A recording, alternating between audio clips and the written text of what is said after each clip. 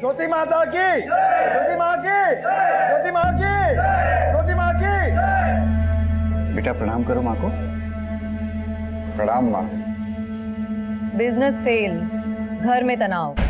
जब तक अनुष्ठान नहीं करोगे तब तक यूं ही चक्कर काटते रहोगे। कारोबार में 10 लाख का नुकसान हो गया है। ज्योति माँ का बताया उपाय अपनाया?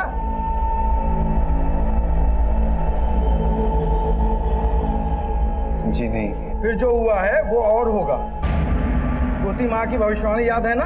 मृत्यु मंडरा रही है तुम्हारे घर पे। जो अनुष्ठान बताया है उसे करो, नहीं तो मृत्यु निश्चित है। मैं करता हूँ। त्रिकाल रक्षा करे। 2 बेटियां हैं ना, 4 साल की और 10 साल की। जी माँ। आओ बेटी, इधर आओ। आजा आजा, इधर आजा। हाँ, इधर से आ।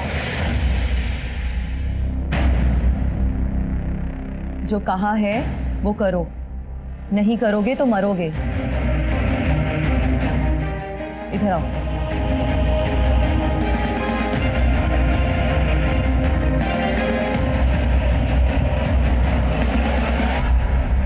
प्रणाम माँ।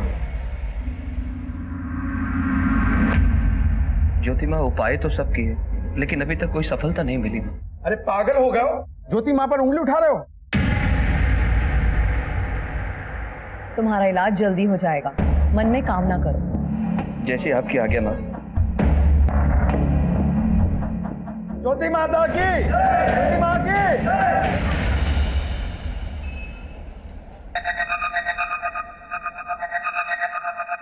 अनिकेत कॉफी।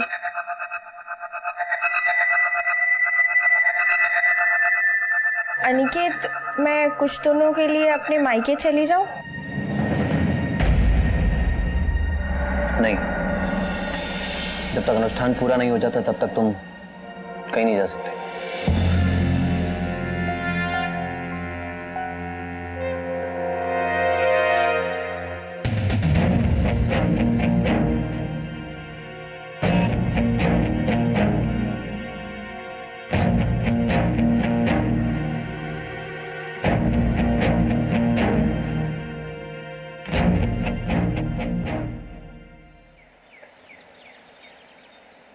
नीलम, बर्तन अच्छे से धोना।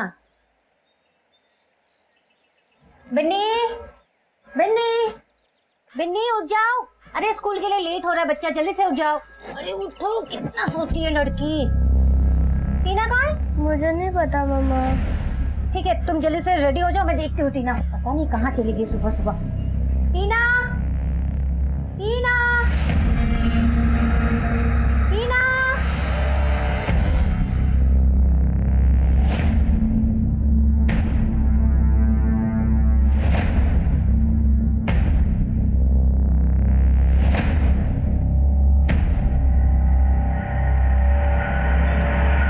हेलो, टीना आपके साथ है क्या?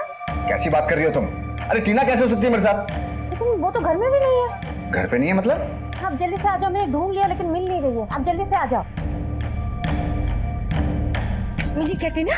नहीं मिली मम्मा। नहीं मिली। पता नहीं कहाँ चली गई मेरी बच्ची। क्या करूँ मैं अभी, कहाँ ढूंढूं उसे? शोमिश, शोमिश, टीना नहीं मिली अभी तक। नहीं मिल रही है मतलब क्या? गई कहाँ वो? मुझे नहीं पता कहाँ गई वो। उसे ढूंढ के लाओ, मेरी बच्ची को ढूंढ के लाओ प्लीज। टीना को ढूंढ के लाओ प्लीज।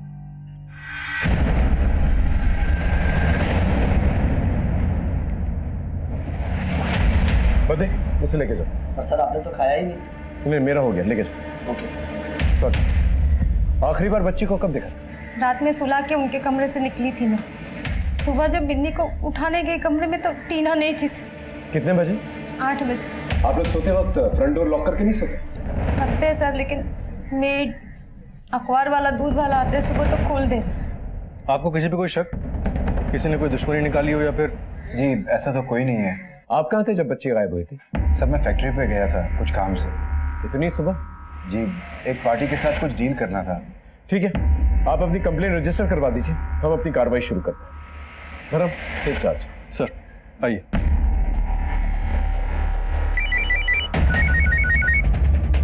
हाँ जी, अच्छा था, लेकिन अगली बार कॉन्टिनेंटल ट्राई मत करना।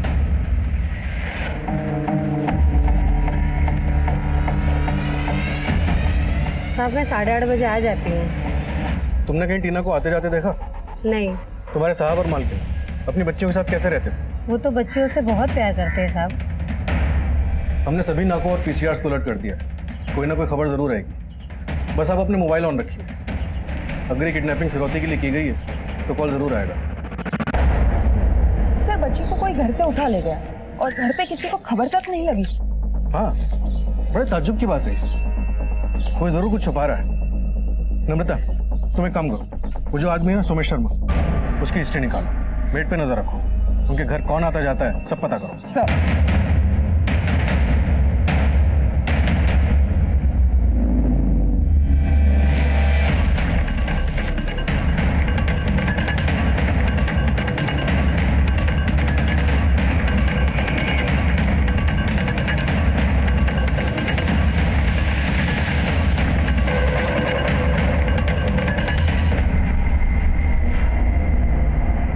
बॉडी को निकलवाओ।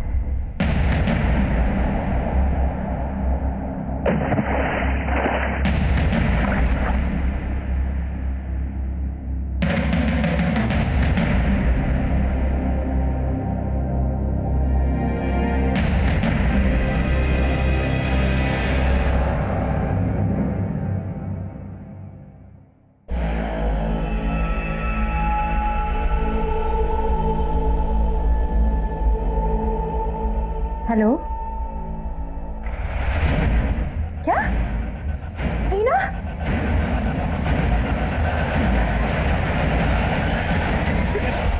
टीना,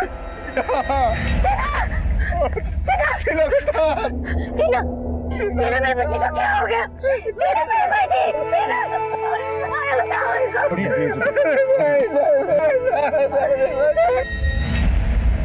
लड़की इस एरिया में अकेले तो नहीं आई होगी, बहुत सुनसान एरिया है। कोई ना कोई उसे लेकर आया होगा।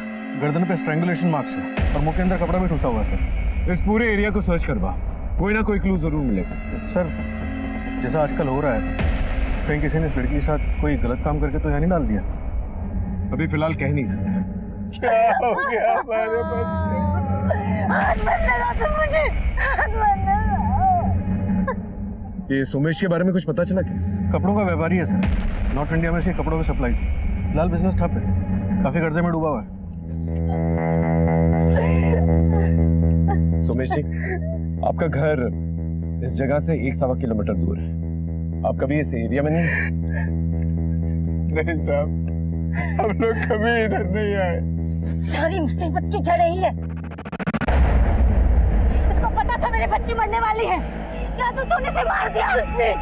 अब कलेजे में पड़ गई ठंडक तुम्हारे। क्यों? जाओ जाके बोलो ज्योति माँ को, उसका भविष्य मैंने सच हो गया। अब किसको मारेगी वो? किसको खाएगी मुझे? ये ज्योति माँ का क्या चक्कर है? कुछ नहीं है साहब, बस मुझे कारोबार में बड़े झटके लगे थे साहब, बहुत नुकसान हो गया था। उसी सिलसिले में उनसे जाके मिल आया था। उन्होंने मुझे कुछ विधि अनुष्ठान बताए थे, मगर सर वीरा को ये सब बिल्कुल पसंद नहीं है। लेकिन वीरा ने तो कहा कि ज्योति माँ ने आपकी बेटी की जान ली थी। नहीं साहब, उन्होंने तो खाली भविष्यवाणी की थी। कैसी भविष्यवाणी? उन्होंने कहा था साहब, मृत्यु मंडरा रही है तुम्हारे घर पे। 2 बेटियां हैं ना, 4 साल की और 10 साल की। जो अनुष्ठान बताया है उसे करो, नहीं तो मृत्यु निश्चित है। क्या उपाय बताते? साहब उन्होंने 2 लाख रुपए का हवन करने को कहा था, मैं नहीं कर पाया, मैं नहीं बचा पाया अपनी बच्ची को साहब। ये ज्योति माँ कहाँ रहती है? यही सदर बाजार में उनका आश्रम है साहब।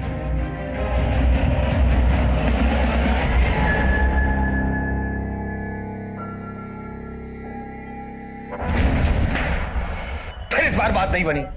आगे ऐसा कब तक चलता रहेगा? बस अब ऐसा लगता है इसके बाद मुझे ही कुछ प्लान बनाना पड़ेगा।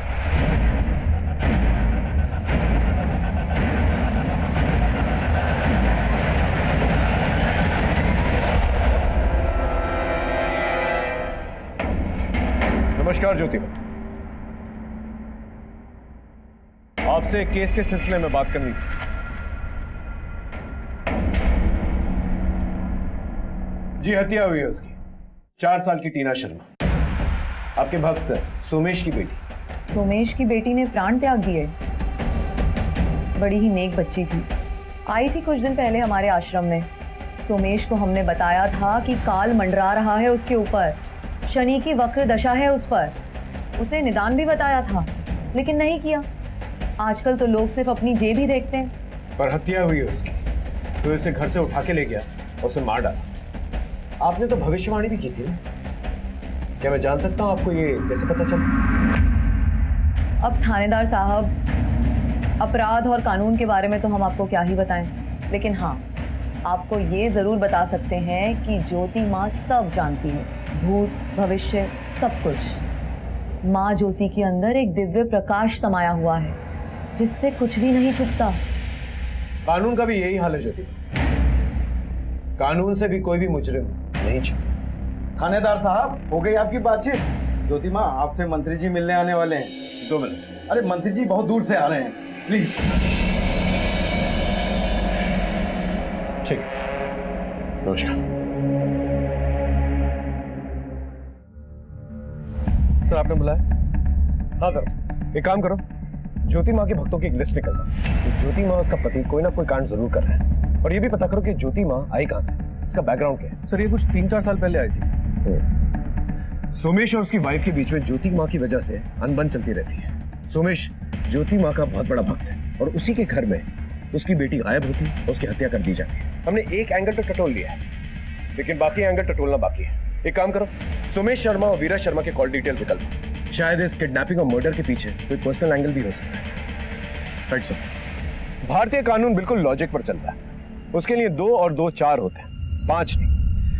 अब जरा आप ही सोच कर देखिए, एक बच्ची की मौत हो जाती है, सारे गवाह, सारे सबूत हत्या की तरफ इशारा करते हैं, लेकिन फिर हमें यह सुनने में आता है कि किसी ने इसकी भविष्यवाणी की थी। जो अनुष्ठान बताया है उसे करो, नहीं तो मृत्यु निश्चित है। ज्योति माँ सब जानती है, भूत भविष्य सब कुछ।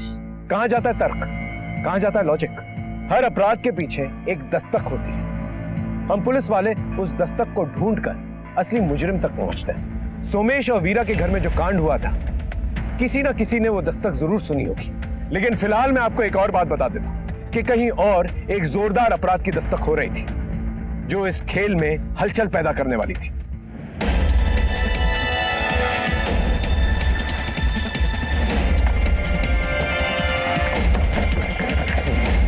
गुड मॉर्निंग सर, आइए इस तरफ।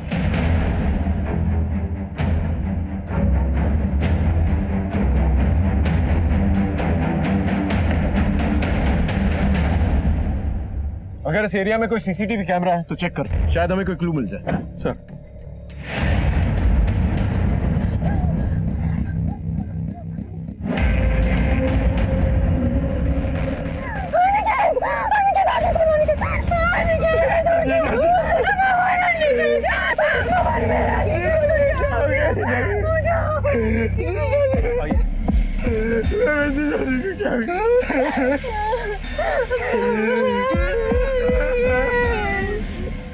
ये अनिकेत की वाइफ है?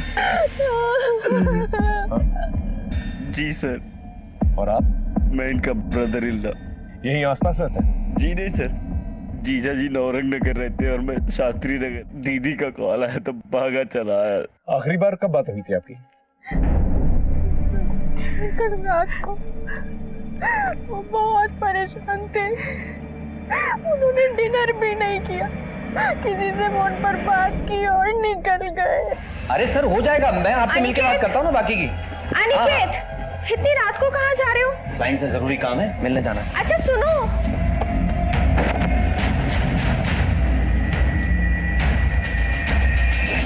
कुछ बताया किससे बात हुई थी? नहीं सर। क्या हुआ भुवन?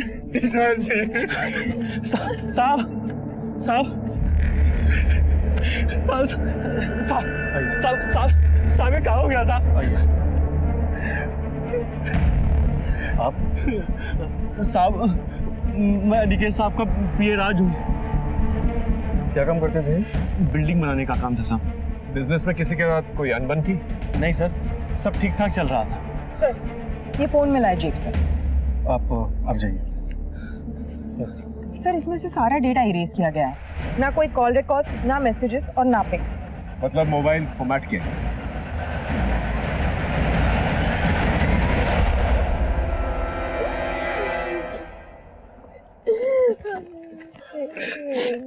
आपके पति ज्योति माँ के भक्त हैं?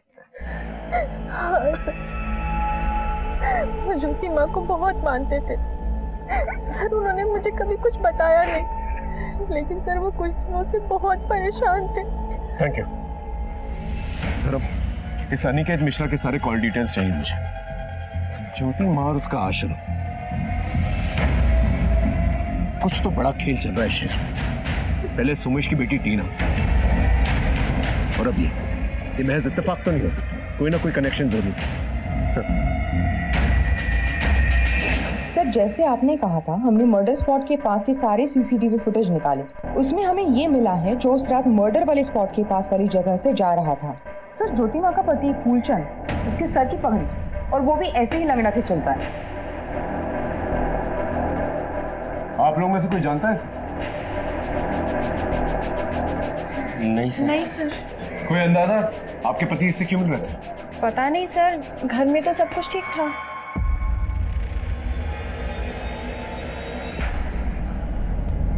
मम्मी, पापा उस रात टीना को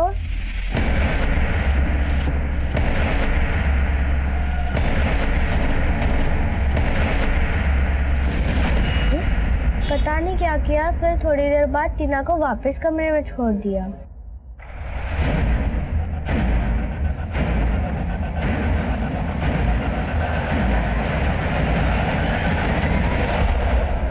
बिजनेस में सब सही था?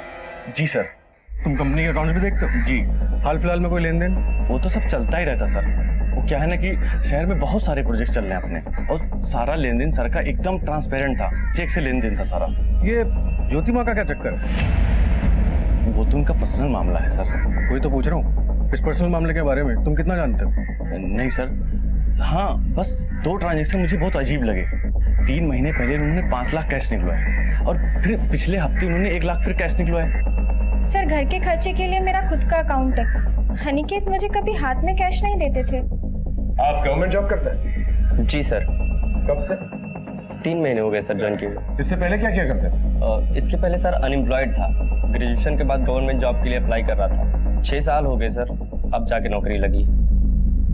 खर्चा कैसा चलता है तुम्हारा? माँ बाप तो है नहीं, अनिकेत पैसे वगैरह देता था? देखो सच सच बता दो, बाद में अगर कुछ पता चला ना तो सीधा अंदर जाओगे। एक्चुअली सर गवर्नमेंट जॉब के लिए अप्लाई किया था तो रिटर्न में हो गया था सर। दलाल 5 लाख रुपए मांग रहा था, चीजों ने हेल्प करी थी सर। और पिछले हफ्ते जो 1 लाख रुपए दिए थे उसका क्या? 1 लाख रुपए? जी नहीं सर, जीजू ने मुझे वो पैसे नहीं दिए। भक्तजनों, दैवी शक्ति के आगे सब बेकार है। आज मैं आप सबको एक बात बताना चाहती हूँ। सोमेश और अनिकेत दोनों को मैंने चेतावनी दी थी, दोनों से मैंने अनुष्ठान कराने को कहा था, लेकिन दोनों ने ही मेरी बात नहीं मानी, और नतीजा आप सबके सामने है। ज्योति माँ की, ज्योति माँ की, ज्योति माँ की। सोमेश की बेटी टीना की पोस्टमार्टम रिपोर्ट आ गई, मौत स्ट्रैंगुलेशन की वजह से हुई। मतलब घर से उसे उठाया गया और फिर मुंह में कपड़ा ठूसा गया ताकि वो चीखे चिल्लाए, और फिर गला घोटकर उसे मार डाला गया, और फिर लाश को पानी में फेंक दिया गया। सर सेक्सुअल असॉल्ट के कोई ट्रेसेस नहीं मिले। उस एरिया में कोई सीसीटीवी कैमरा है? नहीं सर, जहाँ लाश मिली वहाँ पे सीसीटीवी का कोई भी सोर्स नहीं है, और घर के आसपास भी नहीं। इस सोमेश शर्मा के बारे में कुछ पता चला? सर कारोबार इसका लगभग बंद ही होने वाला है, फैक्ट्री भी बंद हो चुकी है, काफी कर्जे में है।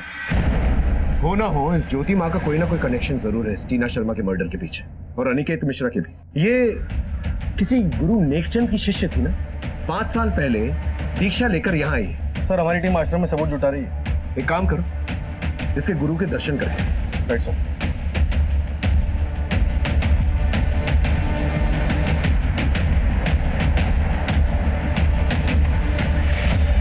दीक्षा? कैसी दीक्षा? फर्जी हैं दोनों। वो औरत अंगूठा छाप है, फूलचंद बनारस का गुंडा था, कोई कांड करके भागे हैं दोनों। कैसा कांड? अब ये तो पता नहीं, परंतु सीतापुर में जो चल रहा है वो सब नौटंकी है। चोला धारण कर रखा है दोनों, पता नहीं वो फूलचंद उसका पति है भी या नहीं। Good afternoon sir. Good afternoon sir, Somesh और उसकी बीवी वीरा के कॉल रिकॉर्ड आ गया सर। ये नंबर ज्योति माँ के आश्रम का है। और इस नंबर पर कई बार कांटेक्ट हुआ है। यानी ये आदमी कंटिन्यूसली टच में था ज्योति माँ के, और जब लड़की गायब हुई ये आश्रम के आसपास ही था। नम्रता, ये ज्योति माँ ने सोमेश को कुछ नुस्खा बताया और ये भी धमकाया था अगर उस नुस्खे पे अमल नहीं किया गया तो किसी की मौत हो सकती है। आखिर ये नुस्खा था क्या? सर, मुझे आपको कुछ बोलना है। बोली।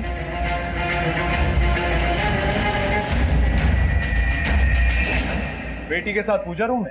वो ज्योति माँ ने बोला था करने के लिए। क्या कहा? बलि चढ़ाने के लिए? सर कैसी बात कर रहे हैं सर आप? आवाज नीची। सारे सबूत तेरे खिलाफ हैं। सच सच बता। सर आप क्या बोल रहे हैं सर? मेरा मतलब है कि सर मैं अपनी बेटी को क्यों मारूंगा सर? फिर क्यों लेकर गया था उसको आधी रात को पूजा रूम के अंदर? क्योंकि ज्योति माँ ने कहा था कि कन्या से जाप करवाना है। बड़ी बेटी क्यों नहीं? क्योंकि उन्होंने कहा था कि कन्या की उम्र 7 साल से कम होनी चाहिए। तू ही अपनी बेटी को घर से बाहर लेकर गया था, उसे मारकर फिर पानी में फेंक दिया। बोल, सही बोल रहा हूं?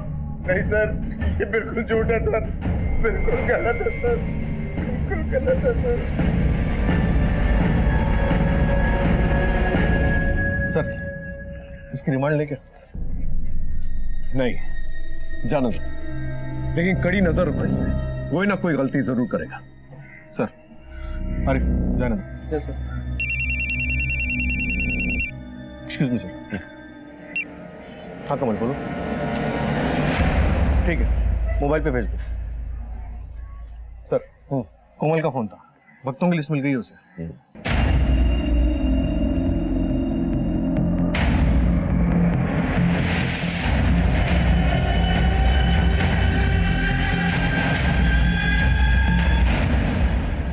सर, आश्रम के भक्तों की जो लिस्ट मिली थी उससे कुछ नहीं निकला। कोई भी ज्योति माँ के खिलाफ बोलने को तैयार नहीं है, डरते हैं कहीं प्रकोप ना लग जाए। और इस अनिकेत मिश्रा की पोस्टमार्टम रिपोर्ट में बहुत बड़ा खुलासा हुआ। उसका गला किसी तेज चीज से काटा गया है, लेकिन उसकी मौत पॉइजनिंग से हुई, जहर खा के। हो सकता है उसे फोन करके किसी ने बुलाया हो, फिर पॉइजन किया हो और बाद में उसका गला किसी तेज चीज से काट दिया। या ये भी हो सकता है पहले उसे पॉइजन करके उसका गला काट के बाद में उसकी बॉडी गाड़ी में डंप की हो। धर्म, अनिकेत मिश्रा के कॉल रिकॉर्ड निकलवाओ, वो आखिरी कॉल हमारे लिए बहुत इंपॉर्टेंट है। शाम तक मिल जाएंगे सर। सीसीटीवी फुटेज में भी बस वो विकलांग आदमी दिख रहा है। सिर्फ इस सबूत के साथ हम फूलचंद को अरेस्ट नहीं कर सकते। सर, हाँ, अनिकेत मिश्रा के कॉल रिकॉर्ड्स आ गए। उसे जो लास्ट कॉल आया था वो किसी गोमती देवी की फर्जी आईडी पर रजिस्टर्ड है। यानी पूरी प्लानिंग की गई है। इस ज्योति माँ के बहुत सारे भक्त हैं, उसके लिए किसी की भी आईडी लेकर अपना उल्लू सीधा करना कोई मुश्किल बात नहीं है। सर, इसमें एक और नंबर है, ये तृप्तिपाल। ये तृप्तिपाल और अनिकेत पिछले 8 महीने से एक दूसरे के साथ लगातार कांटेक्ट में। कौन है ये तृप्तिपाल? फिर शांति नगर में कोई वुमेन्स हॉस्टल वहाँ रहती है। वहाँ फोन करने पे पता चला कि तृप्ति पिछले 3 दिन से हॉस्टल लौटी ही नहीं। ये उसकी फोटोग्राफ। कॉलेज स्टूडेंट, 8 अक्टूबर यानी मर्डर के एक दिन पहले से हॉस्टल नहीं लौटी है। पता करो कौन है ये। Right sir.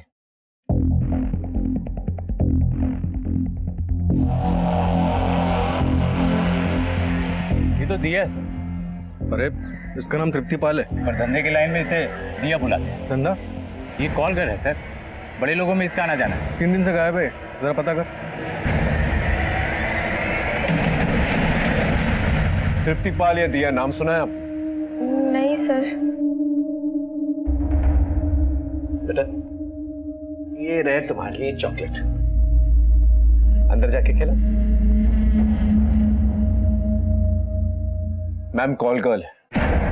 आपके पति से 6-8 महीने से लगातार बातचीत हो रही है, आपको इसके बारे में नहीं पता? नहीं सर, बिल्कुल नहीं। इतने सारे कॉल्स आते हैं, शायद वो 1 लाख रुपए भी आपके पति ने इसी को दिए थे। देखिए सर, मुझे जो पता था मैं बता चुकी हूँ। अनिकेत ज्योति माँ के पीछे काफी पैसा बर्बाद कर चुके थे। ज्योति माँ उपाय तो सब की, लेकिन अभी तक कोई सफलता नहीं मिली। सर, वो ज्योति माँ के प्रकोप से बहुत डरते थे। बीमारी, कारोबार में नुकसान, यहाँ तक कि मौत तक का भी बोला था उनको। इस श्रद्धा के पीछे कोई तो वजह होगी। हाँ, अनिकेत को बेटा चाहिए था। काफी पैसा लुटा चुके थे वो, कुछ दिनों से निराश भी रहने लगे थे, और अब अचानक से उनके साथ। ये सब तो ज्योति माँ की तरफ इशारा कर रहा है, जैसे कि सोमेश शर्मा के यहाँ हुआ था। पहले धमकी मिली, फिर मौत हुई, और यहाँ भी वही खेल। मुझे तो कुछ और ही लगता है। क्या सर? अनिकेत ज्योति माँ के पास अपने बेटी की इच्छा लेकर जाता था, अनुष्ठान भी करवाया था, और दूसरी तरफ कॉलगर्ल के पास भी जाता था। तो शायद कॉलगर्ल के पास भी बेटे की इच्छा लेकर गया हो। कॉलगर्ल के पास तो अय्याशी के लिए जाता था। धर्म, जब तक ये ज्योति माँ का पूरा खेल समझ में नहीं आ जाता ना, ये केस सॉल्व होना बहुत मुश्किल है। धर्म, एक काम करो, नम्रता से कहो इनके फैमिली डॉक्टर से बातचीत कर।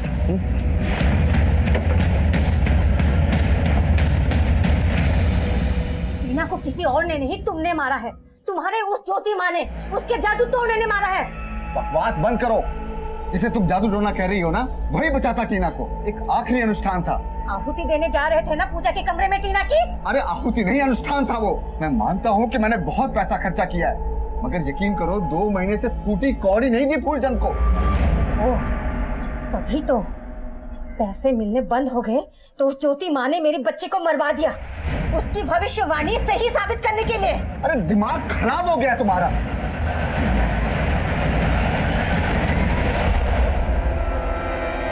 सर, वीरा और उसके पति के बीच काफी दिनों से लड़ाई झगड़ा हो रहा है।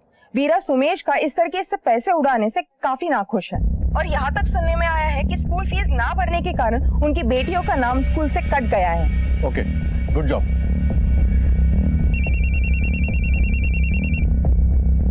हाँ मनु बोल। चिड़िया अपने घोंसले में लौट आई है सरकार। ओके।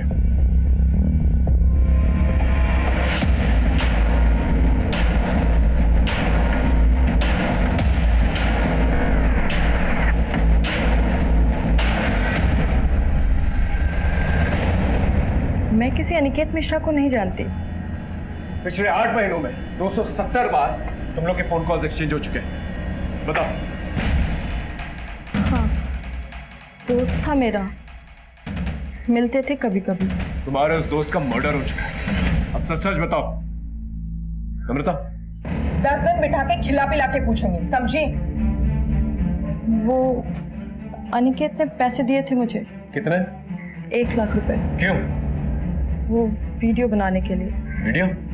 कैसा वीडियो? किसका वीडियो? वो मुझे नहीं पता, बस मुझे कहा गया था पटाखे ले आओ। अब कहाँ है वो वीडियो? मोबाइल के साथ वो वीडियो भी ले गया अनिकेत। ये अनिकेत कहाँ मिला था तुम्हें? वो किसी ने मिलाया था मुझे। किसने? वो बाबा आदमी है, ऊपर तक पहुंच है उसके, नुकसान पहुंचा सकता है वो मुझे। तुम फिक्र मत करो, उसका नाम बता, बोलो। फूलचंद। वो ज्योति माँ का पति? हाँ, ज्योति माँ का आश्रम तो सिर्फ एक ढाल है, उसके पीछे वहाँ देह व्यापार होता है। उनके पास जो भी बिजनेसमैन आते हैं जो अपनी बीवियों से परेशान हैं, उनको कॉल गर्ल सप्लाई करता है फूलचंद। धर्म सर, एक रीडिंग टीम तैयार करो। इस आश्रम में और भी लड़कियां हो सकती हैं, और उस फूलचंद के खिलाफ वारंट निकल। इस आश्रम से 2 हत्याएं जुड़ी हैं। ज्योति माँ की, ज्योति माँ की, ज्योति माँ की, ज्योति माँ की। फूलचंद, चलो थाने चलो। क्या हुआ था? नम्रता, अंदर ही तलाशी लो। बात क्या है बताइए ना। वारंट है हमारे पास। सर, हाँ नम्रता, बेसमेंट में ये लड़कियां मिली।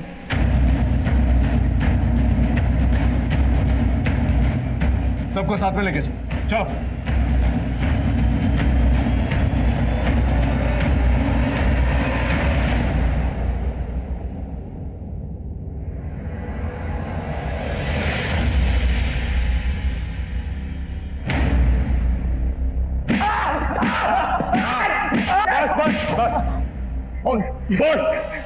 देखिए सर, धंधा था, बड़े बड़े व्यापारियों को सप्लाई जाती थी। इन्हें तनाव मुक्त कराइए। आइए आइए। ज्योति माँ की जय।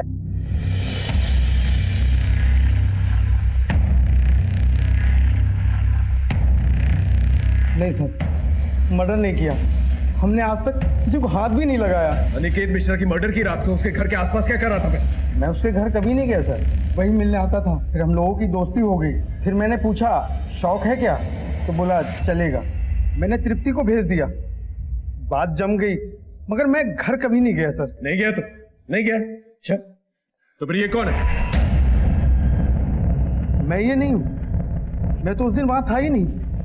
उस दिन तो जगराता था, आप चाहो तो चेक कर लो। लोकल केबल ऑपरेटर ने टेलीकास्ट भी किया था। ये सोमेश शर्मा का और तेरा क्या चक्कर है? वो कंगाल आदमी मेरा मतलब सर उसका तो धंधा खत्म हो गया था। और 6 अनुष्ठान करके 6 लाख रुपए लिए थे ना उससे। हाँ, ये भक्तों को मौत की धमकी क्यों देते तुम लोग? अब लोग ऐसे मानते कहाँ हैं? कि रिमांड लो।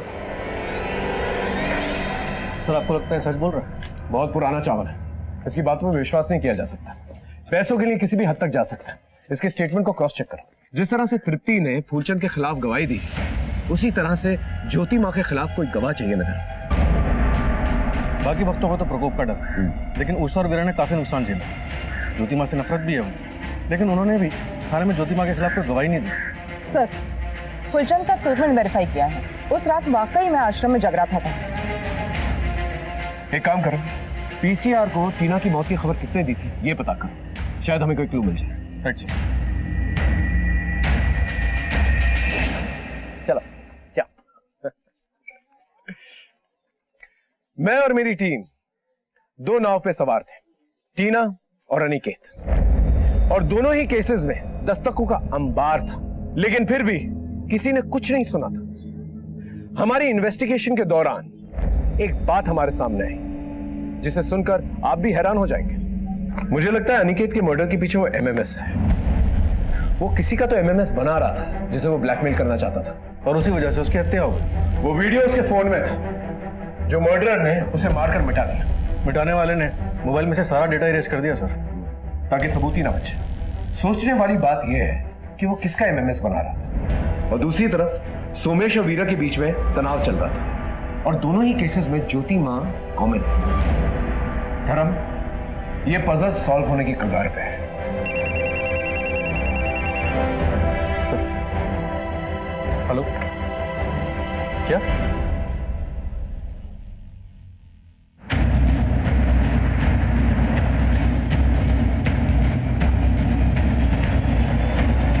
सोमेश का सुबह से ही गए हुए हैं।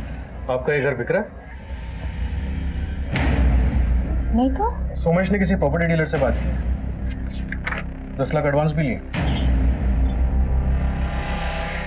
अक्ल नहीं आई अब तक। छोटी माँ के चक्कर में सब कुछ लुटा चुके हैं। 6 लाख रुपए खर्च कर चुके हैं उसके ऊपर। बोल रहे थे कि 3 अनुष्ठान और करने हैं। अगर ज्योति माँ को पैसे नहीं मिले तो ज्योति माँ का प्रकोप। क्या करूं मैं? आप कानून का रास्ता अपना सकते हैं, केस कर सकते बताए हैं, उन पर अमल कीजिएगा। अमल बाद में कीजिएगा, फिलहाल थाने चलिए। अब क्या बात हो गई? जालसाजी का इल्जाम है आप पर, भोले भाले भक्तों को लूटने का और बरगलाने का। सोमेश शर्मा की बीवी वीरा ने आपके खिलाफ एफआईआर दर्ज कराया।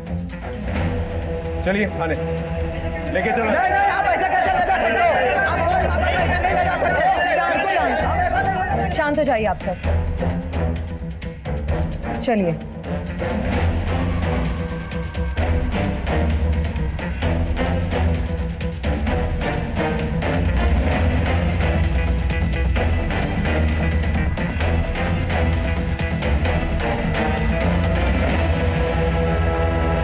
कैसा धोखा, कैसा फरेब, सब धर्म कर्म का मामला है, कोई जबरदस्ती नहीं है, और हत्या का तो सवाल ही नहीं उठता। ये सब बेकार की बातें हैं। मारने की धमकी नहीं दी थी आपने? हमारे भक्तों के साथ जो कुछ भी दुर्घटना हुई है सब ईश्वर के प्रकोप से हुई है, और अनुष्ठान ना करवाने का नतीजा है ये सब। और आश्रम में जो लड़कियों का धंधा चलता है, तुम्हारा पति उनकी दलाली करता है ना? ज्योति माँ को इसकी कोई खबर नहीं है। आश्रम तुम्हारे नाम से है ना? ज्योति माँ को इसकी भी कोई खबर नहीं है। हम करवा देते हैं। ये रहे तहसीलदार के दफ्तर के कुछ कागज, 1280 शांति नगर आपके नाम से। क्या चलता है वहां पर? ज्योति माँ को इसकी कोई खबर नहीं है। इनकी रिमांड लो, सब खबर हो जाएगी, साथ में हत्या के भी क्लूज मिल जाएंगे। ये कैसी बात कर रहे हो थानेदार साहब? आप ज्योति माँ के साथ ऐसा नहीं कर सकते। ईश्वर का प्रकोप होगा तुम सबके ऊपर। सर, उषा और अनिकेत को बेटे की चाहत। ज्योति माँ से पहले वो लोग डॉक्टर से भी मिले थे। ये उषा की रिपोर्ट्स। 3 अबॉर्शन? हाँ सर, 2 सालों में 3 बार अबॉर्शन। और सर ये अनिकेत की reports. Aniket Mishra, excessive x chromosome, यानी लड़कियां पैदा हो सकती हैं। इस रिपोर्ट से तो क्लियर हो जाता है कि लड़कियों की जांच के बाद ही अबॉर्शन करवाया गया था। ये किसके बच्चों के अबॉर्शंस हो रहे हैं? मेरे। अनिकेत की 3 साल पुरानी medical report, excessive x chromosome, यानी लड़के पैदा ही नहीं हो सकते। 3 अबॉर्शंस हुए। क्या चल रहा था? देखो, हम तहकीकात करेंगे ना तो बहुत कुछ खुल जाएगा। सर, अनिकेत को शुरू से बेटा ही चाहिए था। हमारी एक बेटी है। हर बार जांच के बाद लड़कियां ही आ रही थी, इसलिए हम बार बार अबॉर्शन करवा रहे थे। फिर इस बार बात नहीं बनी। अनिकेत का दिमाग खराब हो गया था। एक दिन मेरा भाई भुवन घर आया और अनिकेत ने उसे बोला, देख भुवन, मुझे बेटा चाहिए कैसे भी। हाँ तो आईवीएफ से करवा लीजिए ना। ढिंडोरा नहीं पिटवाना मुझे समाज में, आईवीएफ से करवा लीजिए। वैसे एक तरीका है। तरीका? अगर तुम और उषा साथ दो तो तुम दोनों मिलके मुझे बेटा दे दो। तुम्हारा दिमाग खराब हो गया है क्या? इतनी घटिया और नीच बात तुमने सोची कैसे? उस बात को लेकर भुवन ने हमारे घर आना जाना बंद कर दिया था। फिर भुवन को नौकरी के लिए पैसों की जरूरत पड़ी, इसलिए मैंने अनिकेत से बात की। सुनिए, भुवन को 5 लाख रुपए की ज़रूरत है। 5 लाख रुपए पता भी है तुम्हें कितना होता है? उसे गवर्नमेंट जॉब के लिए किसी दलाल को देने, प्लीज मदद कर दीजिए। मदद तो मैं कर दूंगा तुम्हारे भाई की, लेकिन बदले में तुम दोनों को मेरी मदद करनी होगी। मेरी जिंदगी का ख्वाब पूरा करना होगा। सरकारी नौकरी के लिए भुवन का ये आखिरी साल था। गवर्नमेंट जॉब के लिए भुवन मरे जा रहा था, डिप्रेशन की गोलियां खा रहा था। इस साल भी भुवन की जॉब नहीं लगती तो वो सुसाइड कर लेता, और अनिकेत भी मुझे छोड़ने की बात कर रहा था। और इसीलिए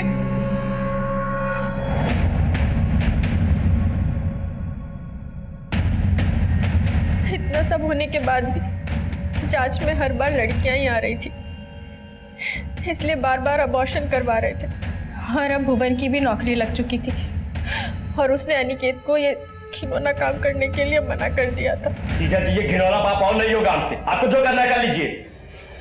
अच्छा, नौकरी लगने से पहले तो बड़ा पुण्य था ये, नौकरी लगने के बाद पाप हो गया। बता दूं तेरे डिपार्टमेंट में जाकर कि कैसे घूस देकर तेरी नौकरी लगवाई थी? बता दीजिए, आप भी फंसेंगे।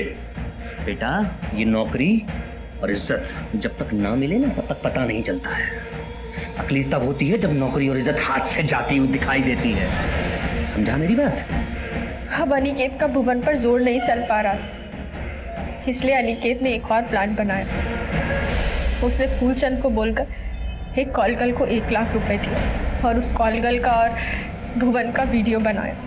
देख लो वीडियो ये, और अब मुझसे ज्यादा होशियार बनने की कोशिश मत करना, समझे? जो चल रहा है वो चलने दो तब तक, जब तक मुझे मेरा बेटा नहीं मिल जाता, वरना ये वीडियो मैं वायरल कर दूंगा। उसने हमारा भी वीडियो बना रखा था। सर, भुवन एकदम टूट चुका था और अनिकेत का जुनून सर चढ़ चुका था। वो बेटे की चाह में वैसी दरिंदा बन चुका था, लेकिन हम लोगों ने भी सोच लिया था अब हम ये घिनौना काम और आगे नहीं होने देंगे, इसलिए हमने एक दिन उसकी शराब में जहर मिला दी।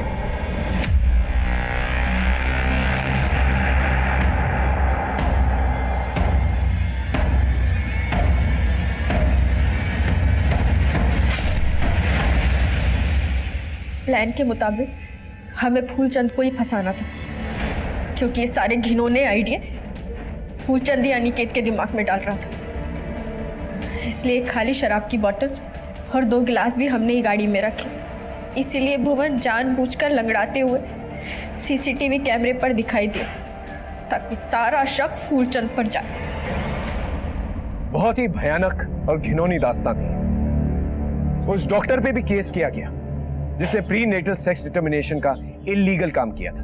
एक केस सॉल्व हो चुका था, लेकिन अब भी दूसरा केस बाकी था। जब आपको कोई काम करना होता है तो आपके सर पे एक जुनून सा सवार हो जाता है। मेरे दिमाग में भी वही चल रहा था, और फिर एक दस्तक पकड़ में आई।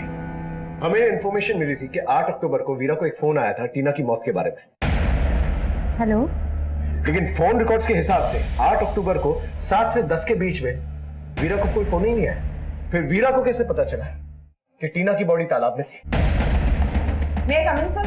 हाँ सर, टीना की लाश की खबर जिस नंबर से पीसीआर पे आई थी वो नंबर वीरा शर्मा का है।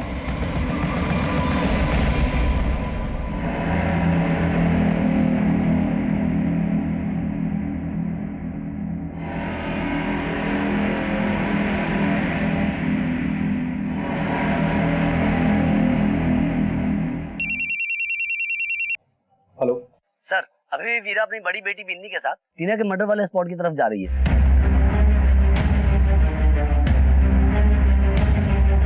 मम्मा बताओ ना किधर जा रहे हैं। हाँ बताती हूँ। मम्मी बताओ ना किधर जा रहे हैं। तुझे टीना से मिलाने लेके जा रहे हैं। मम्मी क्या बोल रहे हो? रुक, छोड़ उसे, छोड़ बच्ची को।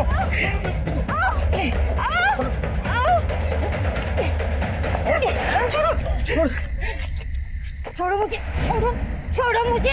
बेटा ठीक तो? हाँ?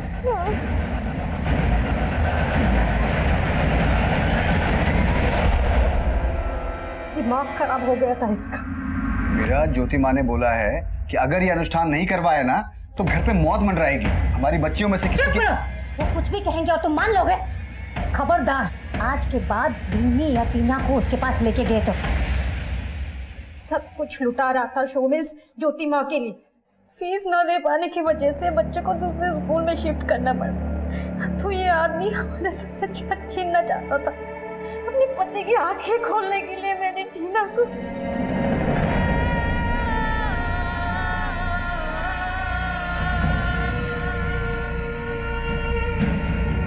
इतनी बड़ी चोट दी, फिर भी वो नहीं सुधरे।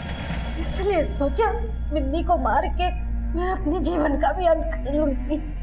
सोमेश की सोच का तो अंत नहीं हो सका, लेकिन तुम्हारे हाथों किसी निर्दोष की जान जरूर चली। किसी और को सबक सिखाने के चक्कर में तुम इतनी बड़ी गलती कर बैठे। अब प्रायश्चित जेल में करना।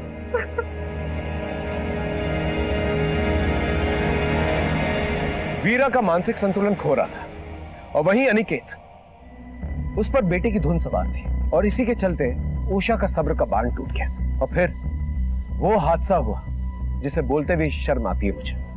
उम्मीद है ये केस देखकर आपको कुछ सबक हासिल हुआ होगा। फिर मिलेंगे एक नए केस के साथ। तब तक देखते रहिए क्राइम पेट्रोल 10 तक। मकसद बताना नहीं, बचाना है।